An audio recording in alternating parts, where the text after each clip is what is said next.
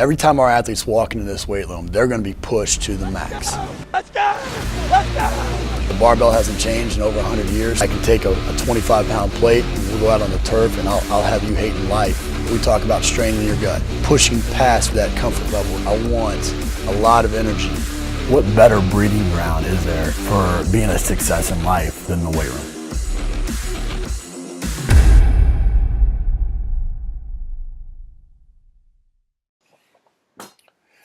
Hey guys, welcome back to Our Give Chalk Talk. I'm your host, Ron McKeefery. This is episode number 206. I want to thank you guys for listening each week. Really appreciate those of you that help share the podcast on social media and leave ratings and reviews. Doing that helps me help as many coaches as I can. Also want to thank our sponsors, and specifically Intech, for bringing this episode to you for free. I only partner with people that I believe in, and Intech is definitely one of those companies. Super excited to have a friend of mine on the show today, John Welbourn. John and I are just, kind of two kindred spirits. I mean, we know a lot of the same people. We've had a similar path, about the same age, the whole deal. And he's a guy that I just respect in a tremendous way for him as a player. I mean, 9-year vet in the NFL. Played with the Eagles, the Chiefs, and the Patriots. Played at Cal. He's the CEO of Power Athlete HQ. Been with CrossFit Football, Johnny Wad, Well Food Company. Seminar, speaks, does it all, and that's part of what connects the two of us. I mean, I think we're two guys that just have this kind of entrepreneurial type spirit, but is rooted in the history of strength and conditioning. And so, man, super happy to have you on the show. Appreciate you coming on, brother. Yeah, thank you for having me. Jai, out of all those experiences, I mean, football, college, power athlete, CrossFit football, all those different things.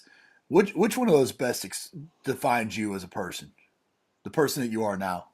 I really think power athlete does. I mean, for so long in my life, I subscribed and really identified as a football player, and even though I really have never been a huge football fan, and I know people laugh when they hear that, but I really didn't know all the rules, and really wasn't a student of the game when I first started. I mean, obviously, as you become a professional, you almost have to become really a student and, look at it very cerebral. But, going into football, I remember when I first went out there, I really didn't understand the game, and I didn't really know all the rules. I didn't really like it as much in terms of snaps or whatnot. I just knew that somebody was going to give me some armor, and I got to go out there and basically beat people's asses for 3 hours. And as that went on, I got to go to college, and I was really fortunate to get a scholarship to go to Berkeley. And I remember my dad being like, "So wait a minute, they're going to pay you to go to school?" And I'm like, "Yeah." He's like, "Geez, it's a good deal. You think you can do it?" I'm like, "Well, yeah, it's just got to be like bigger dudes to beat up, right?"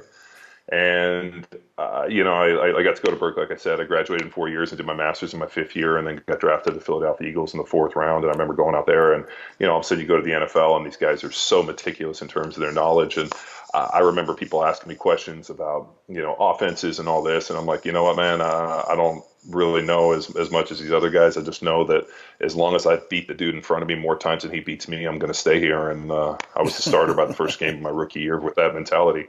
So I knew I had a big learning curve to pick up, but really the fact that somebody paid me an exorbitant amount of money to go out and beat people's asses every day was really what I kind of subscribed to and what I really loved. And when the game ended and I didn't get to do that anymore, I was okay because I never really heard the crowd anyway and could have cared less for the fame and the fortune. I just was more into actually the physical pursuit of just beat people's ass. So when I retired and started doing something else and started Power Athlete, it just kind of that focus shifted. And at that point, it really kind of, forced me or allowed me to really reflect back and see what I did in terms of just being efficient at my job and, strength conditioning and training and running and speed and all the things that I did to really maximize my training. I was always very cognizant of what I was doing and, understood that on a very, very deep level. And when I got out, and it was something that I could explain to people and hopefully take other people on that same journey. Yeah, absolutely. You and I share a lot of similar background. I mean, you've gone through all the different,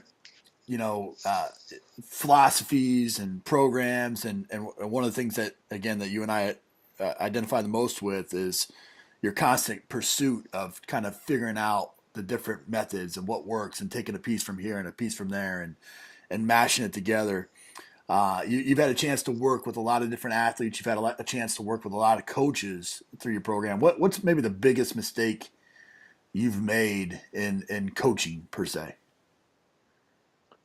Well, I always like to refer to kind of my experience as like the Jeet Kune Do of strength conditioning. And, I grew up, I was born in 76. And, I started martial arts when I was, 6 years old in the early 80s, and was always a fan of like the Bruce Lee movies and, Kung Fu theater on Sundays. And, Barry Gordy's Last Dragon was like a huge movie for us. And, It's a great movie. like that.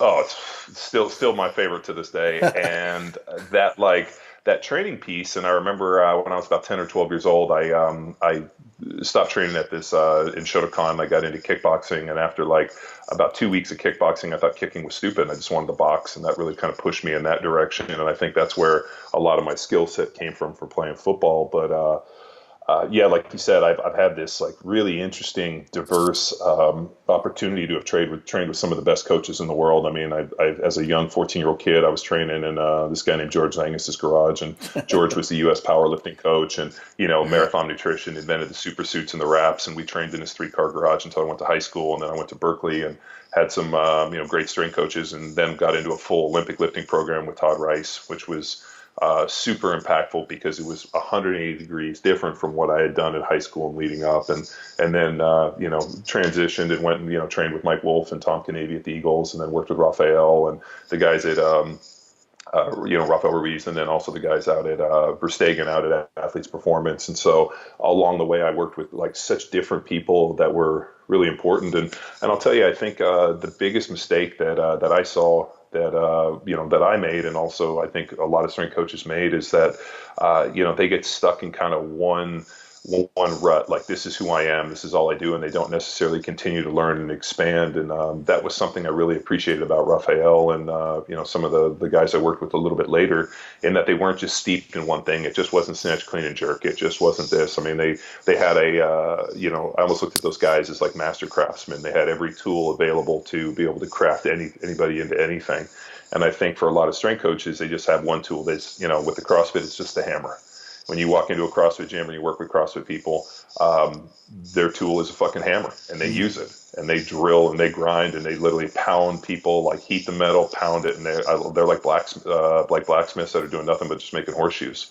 And what I really was looking for, and especially when you start training high level Olympic professional athletes, right? You just can't bang the steel. You got to be able to have every tool in the toolbox, and you have to be a master craftsman. And I think education and opportunity, and really going and interning and working and reading and just looking to expand your horizon. And unfortunately, that isn't done on the internet, and it's not done through chat rooms, and it's not done through books. At some point, you got to pick up, you got to go, and you got to actually meet people, start having conversations, shadow and watch, and go take field trips. I mean, go do internships, and really just get out your comfort zone and go do something. So I think coaches, the biggest mistake I've seen is that idea of like, hey man, I got one tool and I'm just going to use this tool because that's all I know. I couldn't agree with you more. And I think that's that when you're forced, like you were forced as a player to kind of learn different philosophies. And I think what happens as strength coaches a lot of times is you end up going down a specific path based off your one experience as an intern, and then you just kind of stay in that focus.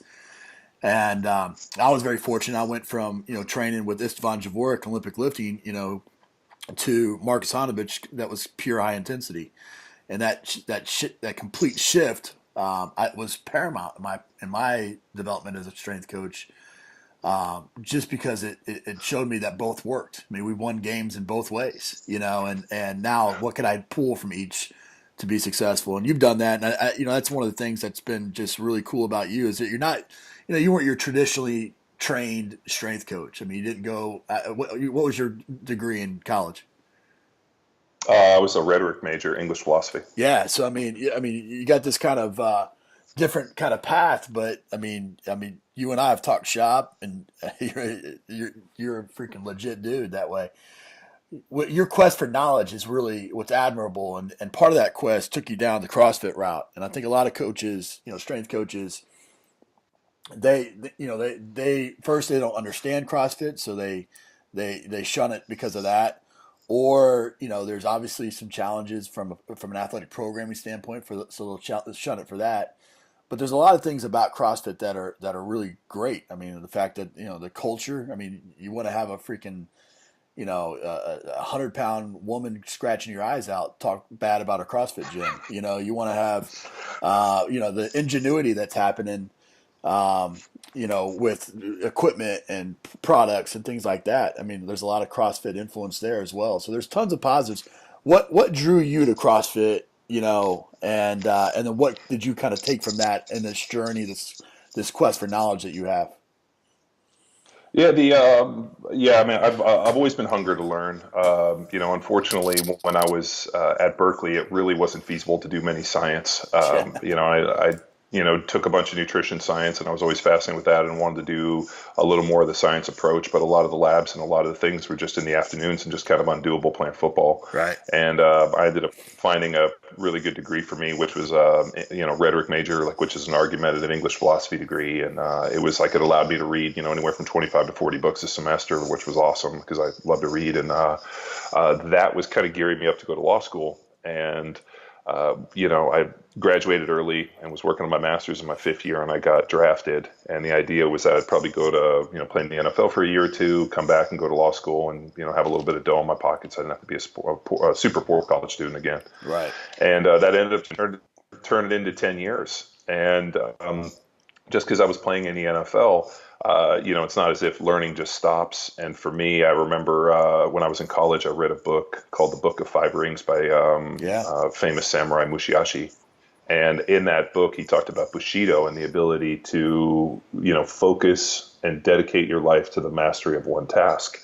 And I remember thinking, if I'm going to take anything from this book, it's the idea of mastery of a task. And I chose my task as basically offensive line and playing football. And then when that happened, then you become educated in everything. And, like you, I came out of, Todd Rice's program, which was straight up, Olympic lifting, speed, development, snatch, clean, and jerk.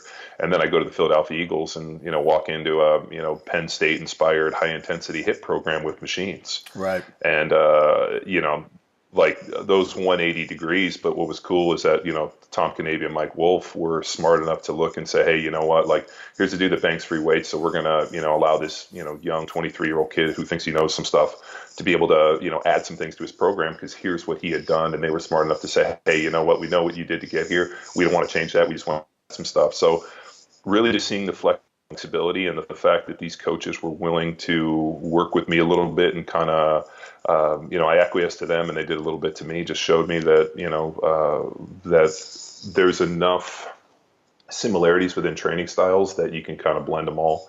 And at that point, I just was really fortunate to train with some great people and, being fairly analytical, I'd always ask questions. And whenever we would do things, I would always ask for hey, where can I go back and read more? And, I think I read, Super Training fairly early on. And I remember, as a young 14-year-old kid, every football player has done, mat drills and conditioning. And I remember, we used to have to do a bunch of heavy farmers walks after we trained with Angus. And I remember reading about, GPP and general physical preparedness and, conditioning and whatnot in Verkhoshansky's books. And that was something that I always looked at. And we were talking about earlier on the podcast, I made this observation that the guys that didn't train in the off season, that didn't run, that didn't condition, that didn't come in shape, always invariably got hurt during training camp. Right. And I remember kind of just noticing, and it was people and they would always say, well, that guy got hurt, he's out of shape. And I remember being well, what's in shape? Is that passing the conditioning test? Because those guys passed the conditioning test and these hard or questions I would ask, coaches, offensive line coaches don't want to talk about this shit. Even strength coaches don't want to talk about this, and the trainers don't want to talk about this, and nobody wants to talk about it. Right. So at that point, I took it upon myself to be you know what? Not only am I going to win every conditioning test I'm ever going to run, but I'm going to come in the best physical shape I could be. So I realized for me personally, that wasn't going to happen with the team. So I went down, I lived in Florida, and I trained with Rafael Ruiz. And the training that we did with Rafael was based off of one very simple principle, which is, and I always joke because Louis Simmons says this, to master Kung Fu, the training must be severe. And to train with Rafael, and Rafael is a good friend of Ron Anais, will know that the training with Rafael is severe. And if you come out the other side, you will be, very good. So that stuff really kind of started for me. And then when I retired and CrossFit approached me about, developing a sports specific training program for the CrossFit market, it was easy for me to go back and look and say, all right, what are these key principles? What's CrossFit trying to do? Right. What do I understand and how can I improve upon it? And then that's how we developed a program for these guys. And it just was really interesting because the one thing that really attracted me to the CrossFit market, like you said, was literally commitment and passion. Here was like a community of hard chargers who I didn't have to convince to go out and work hard. Right. Like we'd already had that conversation. If you were standing in the CrossFit gym, you were ready to train, you knew you were going to bust your ass. What they needed was they just needed more direction. They needed more strength conditioning knowledge. They just needed more physiology. And they needed a kind of a long-term goal. Like CrossFit's very, Right. lose the forest for the trees. Like, what am I doing today? I can't see past, the next 20 minutes. And what I really brought into CrossFit was the idea of adding some periodized strength conditioning templates where, we were going to cycle volume and intensity. We put together strength templates that were based off of, basic movements like a squat, a press, a pull. We started talking about, X, Y, and Z axis in terms of bilateral hip hinge, stepping and lunging. We started talking about vertical press, horizontal pulls. I mean, just basic strength conditioning knowledge. And you might as well thought we were, bringing, fire to, primitive people. And people really ate it up. And we got a lot of people strong and got them better. And the interesting thing for me was, or at least when I looked at it, what was familiar for CrossFit was that idea of like the better shape you're in, the less you'll get hurt and the more you can do. But you can't be in such good physical shape that all of a sudden you start kind of seeping away from like the strength and the power and the speed. So then you start looking at like training as this almost like an EQ where you're like trying to turn up all these little knobs. And if you jack the conditioning up so high, you get like a conversion of fast twitch, muscle fibers to slow twitch just to be able to handle that volume of load. Right. So there became like this kind of turn them up and kind of get this like perfect harmony. And I think that's what we did a really good job of, is finding the sweet spot and getting people to really develop. And then, strength coaches, a lot of people were pissed about it. But I always said, man, like if you want to go out and really make a difference, stop preaching to the converted. Right. A lot of strength coaches just want to go to other NSCA events and go here, and they want to sit around with their buddies who believe exactly what they want, and talk about how smart they are and all these principles, and everybody's like harumph, harumph, harumph. I wanted to go out and bring strength and conditioning to people that didn't understand it, didn't want it, and were kind of against it. So I looked at it like the best way for me to learn my craft is to go out and really convince people that believe that conditional strength conditioning doesn't work. And that was kind of CrossFit's message for a long time. And we went out and converted a fuckload of these people. And the way we did it was just showing them that we can build a better mousetrap, and that if you actually adhere to the principles of evolution, and it's a big way of saying it, but like, right, you adhere to these principles of like driving adaptation through stress, dude, you can pretty much accomplish anything. Right. Well, I think one of the things that probably, attracted both you and me to CrossFit is the intensity factor. Cause I agree with you. I mean, you go and as a player, that was the same thing. I just wanted to freaking drop myself in the grease every day and work as hard as I possibly could. And if I couldn't do anything else, then that was a good workout.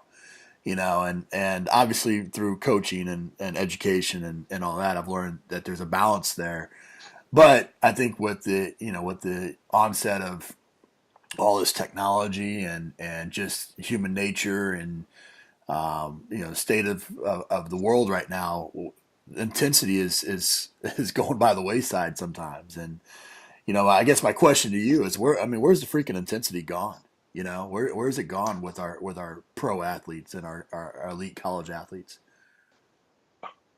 Well, what's pretty interesting is, so we moved right around the end of the year. We moved from Newport Beach out here to Austin, Texas, and so we've been in the process of building a new facility for Power Athlete. And the building's actually going up, and we should be here done in the next couple of weeks. And but so I've been training at a couple different places, one of which is a Gold's Gym, and it's pretty interesting. I haven't really trained in a Globo Gold's Gym, kind of that commercial setting, in a long time. And the one funny observation I made was that people have no concept of relative intensity. Right. So people look at intensity and as we know, there's a few different variables we can look at. We can either look at like intensity in terms of 1RM percentage, like how heavy you're lifting.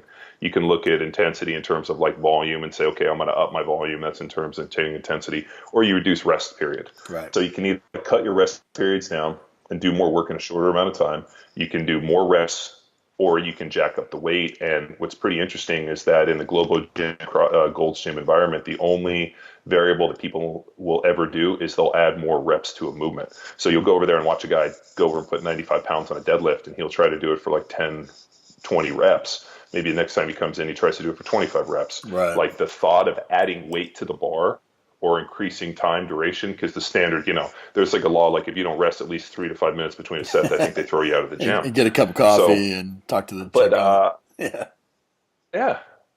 Yeah, and like just this observation of like no relative intensity, and like here's so the machine I hate the most in the world is the step mill. So like I'll like punish myself for 20 minutes, trying like a couple days a week. I'll get on that step mill and just fucking hike up it. And there was a lady who was next to me who was on level 1, and she was walking up, and I'm trying to like basically kill myself at whatever level 10, and I'm watching her. And so instead of like hitting the arrow up, what does she do? She tries to walk up it sideways, and then she tries to walk up it sideways the other way, and then she turned around and was trying to walk up it backwards. Oh my gosh! And I'm over there watching this lady who's not breaking a sweat, and the only way that she's trying to ramp up intensity is by changing the movement pattern in which way. And all I wanted to do was like go over and just start like hitting her button until she got up to the point where she was like sprinting up it, ready to have a fucking coronary. And that's just a good observation. And I think the problem becomes is that there's a lot of gym folklore, and I think there's a lot of bullshit. And I think people have just subscribed to this idea. Like, I mean, my favorite is I've never met so many people that were so fearful of the overtraining boogeyman that they are like, oh, I can't overtrain or this. I mean, it's like, dude, fucking ditch your protein shake once. Right. Train past the point where you think that you should.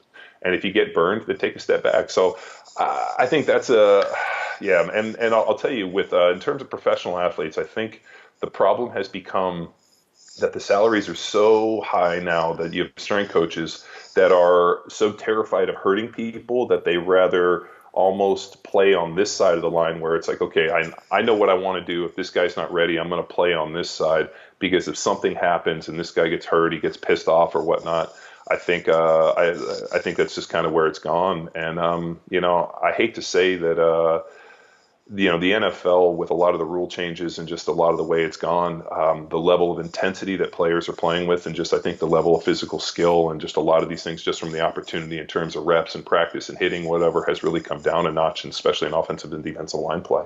And I think that just comes from just less opportunity to hone your craft. I mean, as an offensive lineman, the only way that you learn your job is 9-on-7, fucking mouthpiece in, 100% intensity with some guy trying to fucking smash your head into the wall. Right. And I think like without those hundreds and hundreds and hundreds of reps in the heat, when you're tired 5 weeks into training camp and nobody wants to be there and everybody's pissed off and like, you're fucking, hair trigger ready to go, that's where you learn your craft. And I think when they really have really backed away that type of intensity because they don't want guys getting hurt with concussions and injuries and salaries and whatever. And if they want you to get hurt, they want it to be on game day. I just think that guys aren't able to hone their craft the same way. And I think you're starting to see that changing of the guard. And I think that's where you start to get it. No question. No, I agree with you 100% on that. And I think, I just interviewed not too long ago Joe DeCina from Spartan Races, and he talks about the frame of reference.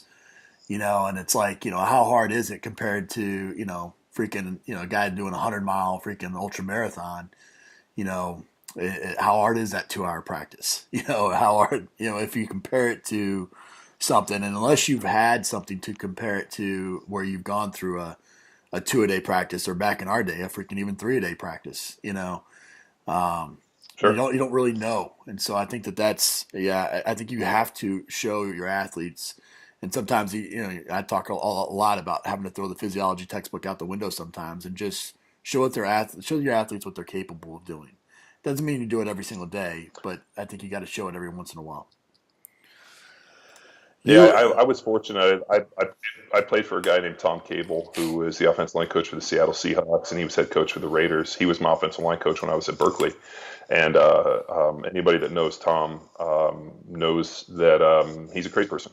His level of intensity is far beyond what other people even can fathom. And when he was my offensive line coach, which is hilarious now I think about it. I think he was 28 or 29 years old. And I was 18, and he's about 10 years older than us, and he was an absolute crazy person. So I knew that when I left college, after playing for Tom Cable, that there was never going to be a situation that I would ever be presented in life and in the NFL that would be as hard as what we did in college. And I know that seems like a weird statement, but I'm just telling you, with the shit that we did and the level at which we did things and the intensity and like his whole demeanor and just everything about what we did in training camp and whatnot, I knew that there was never going to be another person in my life that would ever drive us and push us, and the type of things that we did would ever be as hard. So when I went to the NFL, there wasn't a single thing that they could ask me to do. There was not a single practice. There wasn't a single, 118 degrees in Kansas City in the middle of the heat. We played in the hottest game in NFL history. There was nothing I was ever going to do in football that was ever as hard as what we did in college. And I think like that little bit of like kind of, knowledge in the back of my head was extremely beneficial. It gives you a confidence factor that you can't replicate anywhere else. I agree. Yeah. You brought that same intensity, that you did as a player to you as a father, as a business owner. Talk a little bit about, you've got, however many different companies, you've got all these different things going on. Talk about work-life balance and how as somebody that's a type A driven personality, but also wants to be the best husband and father they can be. How do you balance that? Oh man. I really wish I had some amazing piece of insight or knowledge on that. I just kind of, and this is really funny, I kind of gauge my wife as a barometer.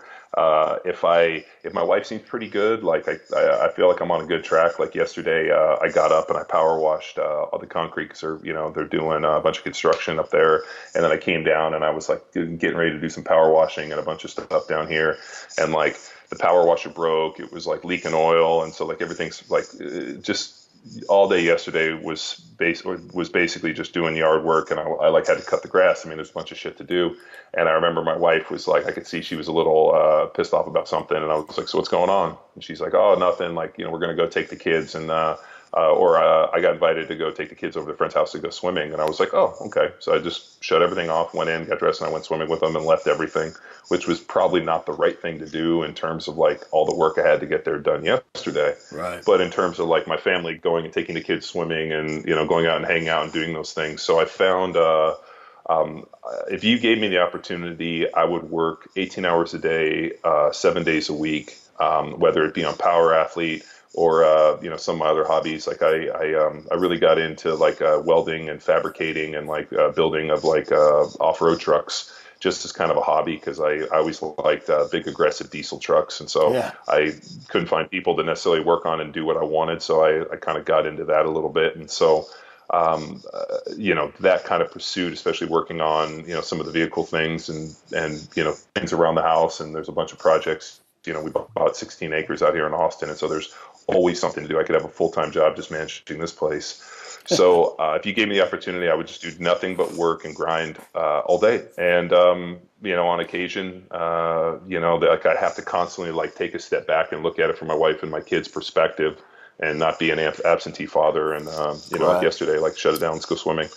And, that stuff will get there. So I think as a success or necessarily as a goal-driven individual, there's this idea that I have to get everything done right now. I got to meet this deadline. And then as soon as I meet this one, there's another deadline to hit. And so you're always running from deadline to deadline.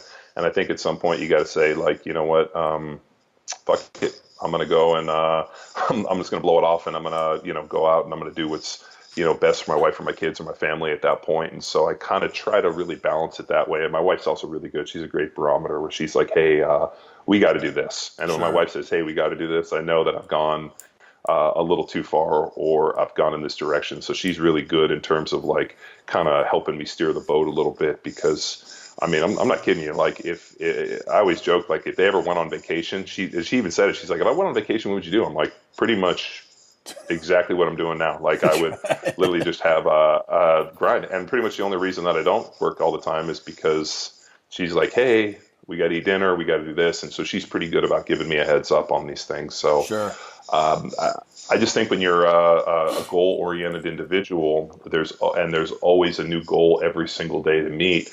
I think you just have to have somebody there that provides you a little bit of perspective, or you're just going to be a workaholic, which I don't think it's a negative thing. I mean, people talk about, workaholics as so terrible as a workaholic. And I'm like, geez, if you look at everybody that's ever, created anything or been successful or really doing or really, good at their task, they've really, grasped onto it and been workaholic and really focused on it, that you just can't get good at stuff just being ancillary and just doing it occasionally. So I agree. 100. Yeah, I agree. We talk about the seasons of life, and so when you're young and hungry and you're chasing your dream, I mean, it's going to be skewed maybe 80-20, where you focused 80% on your profession and 20% family and whatnot. I mean, the difference, I think, how you balance it is, when you're at work, you're 100% at work, and when you're at home, you're 100% at home, and that may only be 80-20, or, or later in life, it might be 20, skewed the other way, but you have to be, you have to be present. I think that's the most important thing. And it sounds like you're doing that on a daily basis. With Power Athlete, it's an exciting time. Like you said, you moved. I'm fighting for it. Say that again. Can you hear me? Oh, no, you paused out on me. Yeah, I can hear you now. With Power Athlete, you guys it's an exciting time. I mean, you just moved to Austin, Texas not too long ago. You're building a new facility. You got the academy coming out. Talk a little bit about the things that are going on with Power Athlete and all the educational initiatives you got going that coaches might be interested in.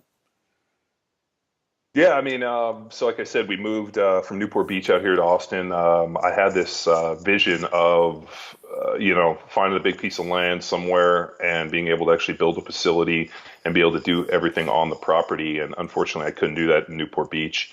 And we were renting multiple facilities and driving to and from, and I just couldn't find anything that really fit what I wanted. And so I had to start looking other places. And so we had a great opportunity to move out here.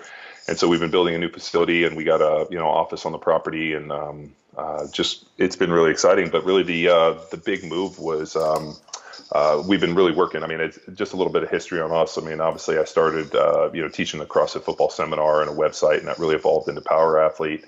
And just having taught hundreds of seminars around the globe to literally tens of thousands of people, there just became a lot of truths and just a lot of common threads. And unfortunately, one of those common threads was just a lack of knowledge. And it just became, when you have 13 to 15,000 micro gyms and people that, don't follow the Kwai-Jun King, Jeet Kune Do method of training, where they, travel and work with the world's best and then figure out what works and what doesn't, that, they're out there working with athletes, and they're using, like we said, they might only have a hammer or a chisel or a tool or whatnot. And so we needed a way to go back and educate people at a higher level in kind of a non-traditional sense, because it's not as if you're going to own a micro gym and then all of a sudden decide to go and be Ron McKeefery's intern for the next 2 years and, right, suck the merit of his training. So we needed a way to educate these guys, and we worked for the last 2 years on how to, effectively do this. And at the time, there really wasn't a delivery method that we liked, and so that kind of stalled us out a little bit. But then we were able to find a really kind of, as technology improves, a really great delivery method on how to do it. And we've run a couple tests offline of education pieces, and I think we really tripped over it. We didn't really do it well the first couple times, but after just refining and seeing the problems that kind of people needed, and we went back and we basically have created what's called our Power Athlete Academy with our methodology level 1, which is our first offering, which is an online course where there's about 6 hours of video, 150-page course manual, reading list, tests, and we're really going back and looking at a learning method that we knew could work. Me having a background in education, I student taught, and just really the pitfalls that I saw for students in being able to be successful went into that. And then, Tex and Luke is especially coming in, and, Tex really being the saving angel of this thing, and coming in and really just taking all this information and putting it into a digestible format. He did an amazing job, going back and really just taking this knowledge. So we've launched it, and it's a pretty cool deal, man. We opened up just a initial test. So we did like a pre-registration of like 100 people, which I think over half is sold out in the last couple of days. And we're going to launch this thing June 1 and really take people through it. And once they complete the methodology, then for them to become Power Athlete coaches, they have to actually come out here to Austin, Texas, the reason we're building a facility, and go through an in-person seminar, what we really call our Block 1. And the reason it's called the Block 1 is the Power Athlete coaches and I are actually we'll handcraft in the shop. We'll make small little blocks that are emblazed with our stuff, and then if you come in and you earn your block, you get your block. And I just never liked the idea of a certificate hanging on the wall. I always wanted something a more physical representation. So I was talking to the boys, and they were like, "What do you want to do?" I'm like, "Dude, let's make blocks out of steel, out of different metals, and we'll see what we like." So just a fun team building event, and I like crafting, I like building, I like fabricating in metal and different different mediums with wood and different things. So it just kind of fit in. But that big in-person deal is based off this idea of like education. So we're going to bring people in. We want to have like a meet and greet and get to know people, and then have somebody like a Ron McKeefery come in and speak. And do like an education piece where they could come in and talk to an influencer and somebody that's kind of been there and ask the questions, but not necessarily in a seminar kind of deal, but more like a roundtable discussion, and then go through, get some training involved, and start kind of seeing these guys in more of a training environment. And then the next day would be actually bring them in and put them through the curriculum, ask them the questions, do some Socratic method, get them to demonstrate movements, and start learning and developing their proficiency at not only teaching movements but the power athlete method. So we're really just launching this first piece, but as I took a step back, I wanted to make a college course. Like, here's the information I need you to learn. Here's all the great information, and then at some point you got to come and test for it.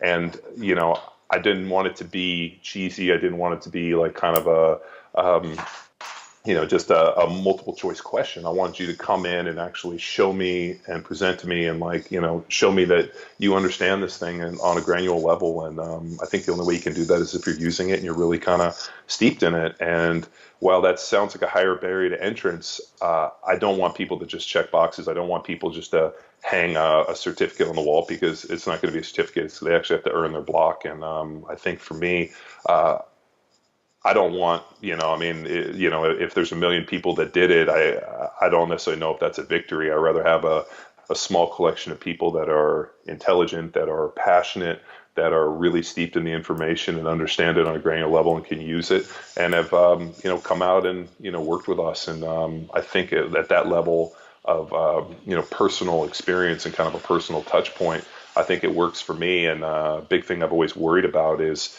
when you start providing a lot of education and doing a lot of these things, a lot of things get lost in translation, and it just becomes a copy of a copy of a copy of a copy to the point where you don't even recognize it anymore. And so I don't want that to happen. I want everybody to have a direct touch point with me and the guys that are, I've really been the heart and soul of this thing. And I think a one-to-one touch point is what I feel comfortable with. So at this point, I think it's pretty exciting. It's pretty much what I've always wanted to do, and it's the level at which I think people need to do this stuff. Yeah, I got a chance to preview it, and I would echo that 100%, that it's very digestible. It's something that's set up in a way, and man, the very first couple of lectures, I learned quite a bit, and so I would highly recommend it as well. And I love the freaking block idea. That's fantastic. Well, hey man, we end the show. So go ahead. Oh no, yeah, it cut out a little bit. So go on. I said, did we hit our time? No, we're good. We end the show with some resources. You give us the best piece of coaching advice you ever received. I think the best piece of coach's advice I've ever received was, have a plan, but don't be so, so rigid that plan can't change. I mean, and I'm sure you've run into this a million times where, you program something, you have an idea what you want your athletes to do, and within like the first 5 minutes you come in and you completely throw it out and realize this isn't going to work today. Right. And I think the best coaches that I have had enough understanding and knowledge to have a plan, but weren't so rigid that they couldn't make changes on the fly. I worked with coaches where here's the plan, hell or high water, we're going to execute this, and I don't care if everybody blows every tendon and ligament and dies out there. This is what we're going to do, and that's a very football-ish football coach. Here's what we got to do. Here's the plays. Here's what we have to do. Regardless of how we're doing, we're going to do this. And I think as a strength coach, if you are not flexible enough to be able to make changes and start kind of, throw out the plan and find a new one and really, be, I guess, stable enough to be able to, get your guys where you need to go, I think you're going to really struggle. So, be smart enough and intelligent enough to have a plan, but don't be so rigid and so uncreative that you can't make changes on the fly based upon what's presented to you. Yeah, that's great. We're going to link up, Power Athlete HQ and everything as well, the podcast and everything, but give us a book, app, and website recommendation. Oh, book. I'll in terms of strength conditioning, you can't go wrong with science of practice programming with Sadaskorsky or some of anything by Verkhoshansky, especially if you get on there and Google, because he used to have a forums when he was alive, and there was some really amazing stuff. I'll definitely throw out if you want an interesting resource for not only strength conditioning but life and information, you can check out my blog, Talk To Me Johnnie, which is a couple hundred blog posts of this stuff. But in terms of like one of the books that I've read that was so impactful in terms of how to kind of navigate things, Green's 48 Laws of Power is pretty great. For apps, I really like what's it called? I really like Buddhify, which is a meditation app, which I think sounds pretty funny about it, but something I try to listen to every night before I go to bed, that idea of like, how do you calm things and do a little bit of meditation. And I think while it kind of sounds like some new age hippie bullshit, I think when you are a type A personality that's always on, you have to sometimes find ways to really kind of decompress and turn off really quickly. And for me, just doing some basic meditation stuff where apps is really good to kind of calm the noise and get me to relax. So I think those are great. And just really, anything that you're passionate about. I think, people don't really know what they're passionate about, so you got to go out there and search for it. Right. Well, brother, it's been fun, man. Like I said, we connect on so many different levels, and I've been honored to be on your podcast a couple times now, and couldn't wait to get you on ours, and just appreciate what you're doing. I know what it takes to put out resources and to do that, and the amount of work that goes into it. You and Tex and Luke and the guys do a phenomenal job with that, and I highly recommend y'all's materials. And then I highly recommend that you guys that are listening attend Summer Strong this year, where John will be speaking, and the dude's just a freaking wealth of information. So I appreciate you coming on the show, brother. Well, thank you very much. And you're going to be at Summer Strong, right? I am on the Friday. I'll be there Friday, and then I got to get back. Awesome. My half brother is graduating on Saturday, so I got to get back. But we'll be Awesome. there for the first part. It sounds great. Well, I look forward to seeing you again. And thank you very much for the opportunity. And, dude, I'll see you soon. Awesome. That's it for this episode of Iron Game Chalk Talk. Thanks to this week's guest as well as our sponsors for bringing this episode to you for free. Make sure to check out ronmckeefery.com, where you can join our mailing list, find the show notes, including all the links and resources mentioned, and information about Coach McKeefery's other products. While you are there, please join Coach McKeefery in the comments section thanking our guest for sharing. If you haven't subscribed to Iron Game Chalk Talk on YouTube or iTunes yet, make sure to do so. Comments, ratings, and reviews are always welcome. Coach McKeefery can be found on Twitter at @RMcKeefery, on Facebook and YouTube at /Ron.McKeefery. That's it for this week. Be sure to check back next week for another great episode of Iron Game Chalk Talk.